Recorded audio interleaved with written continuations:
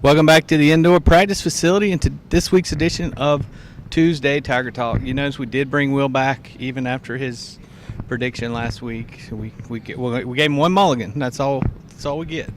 Heard a lot of stuff today from Dabo, Venables, number of players. Will actually got Dabo going. Got him a little fiery today. I made Dabo cuss. Actually made Dabo cuss. You hear that, Kathleen? Will Vandervoort. That's who you need to talk to. Will, talk to us about what you heard from Dabo today. Well, so everybody out there isn't mad or understand what I was asking. I'm doing a story on Ryan Carter, obviously, and it's a positive story. But Dabo took my question and thought I was being negative, but because a negative guy. Yeah, the question was, did you envision when you were recruiting Ryan Carter to be the kind of player he is today, which is a guy who's turned into a lockdown corner, a starter for him, a guy who did a tremendous job on Cam Phillips last week, and so that's what my question was about. And Dabo, Dabo just, Dabo said, "You damn right." That's basically it, and it was entertaining. It really was entertaining. The whole press conference was entertaining. I think it was the best press conference of the year. And Dabo came out fired up. I mean, he came out blazing right off the bat on his opening statement. He got blazing after Will. Yeah. No, he was blazing when he came out and talks about Wake Forest. He says, don't anybody here, I'm going to set the tone. Don't anybody here ask some stupid question saying that Wake Forest ain't good enough to beat us, basically. And so, he set the tone right away on what kind of press conference it was going to be. And then I happened to just, throw a little gasoline on it is what I did, I guess, if you will. And so then we were off and running. It's amazing how, it's only been 2 hours and how some of us already forget what happened in the press conference. All right, Gavin. That question and another question about J.D. Davis allowed Dabo to go in depth about how he recruits and talk to us a little bit about some of what you heard there. Yeah, so obviously everybody looks at recruiting rankings. Recruiting rankings are fun to look at, and they are a good indicator of talent level sometimes, but that's not necessarily the case. And as far as Clemson's concerned, that's not something they're really even paying attention to at all. Dabo said today that it doesn't matter if a guy has one offer, doesn't matter if a guy has a million offers. They don't care. They're not looking at if he's a 5-star or a 1-star. They're looking at can this guy play? Is he a baller? And if they think that he can play, and that they think that if he's eventually going to bring something to the table for Clemson, then they feel like he's worth offering. And so Dabo spoke about that today. It was a really good insight into how they recruit. They're not concerned about the rankings or just the stuff like that. And he brought up Adam Humphries as an example.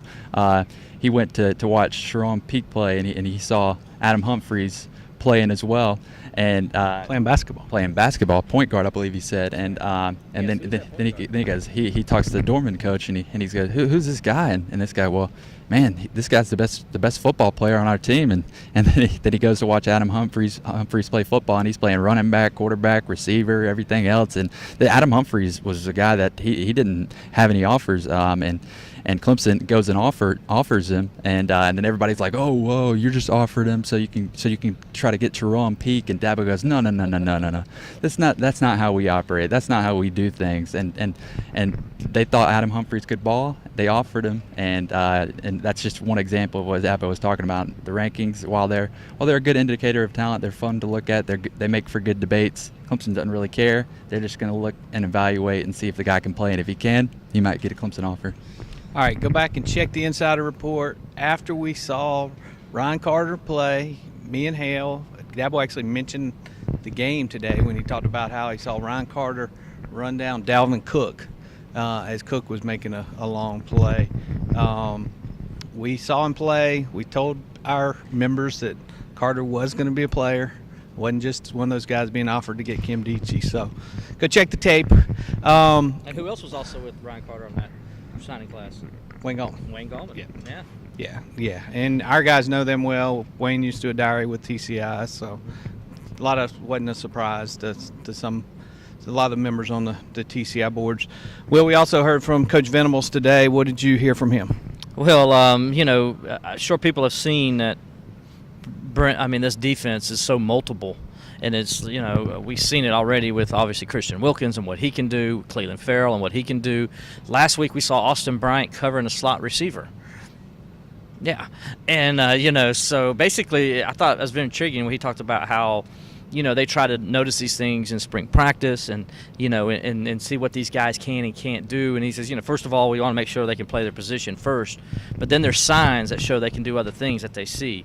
And now that's allowed him to just be so, I don't know, I guess flexible or whatever you want to call it, where he can be multiple with all these different guys. And, they can do so many different things, and it really challenges.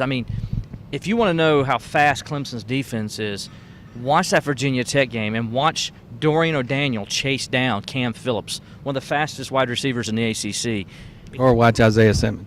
Or watch Isaiah Simmons, he's going to get an interception, by the way. He keeps dropping interceptions. He's dropped like 3 that I've counted. He had one in his hand just before that touchdown there at the end of the game. That would have been an interception. And but these guys are just so fast sideline to sideline. Tanner Muse, Dorian ODaniel, Simmons, Wallace.